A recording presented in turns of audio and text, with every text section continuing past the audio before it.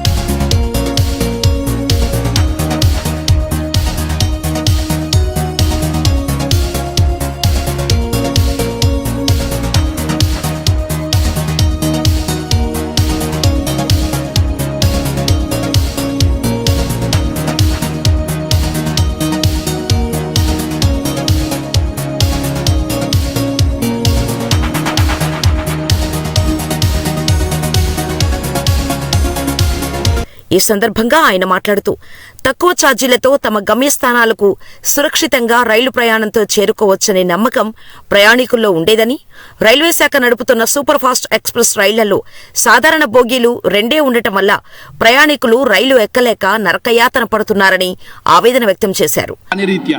So ఇటువంటి క్రమంలో ట్రైన్లలో, express రైళ్లలో 2 జనరల్ బోగీలు ఉండడం అనేది చాలా బాధాకరంగా ఉంది. వాళ్ళు ఎక్కుతున్నటువంటి సమయంలో ఆ 2 బోగీల యొక్క కెపాసిటీ 50-100.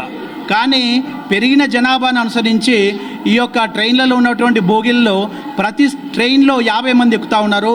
సో ఆ జనరల్ బోగీల్లో ఎక్కేటువంటి ఆ యొక్క ప్రజల ఇబ్బందులు చాలా వర్ణాతీతంగా ఉన్నాయి.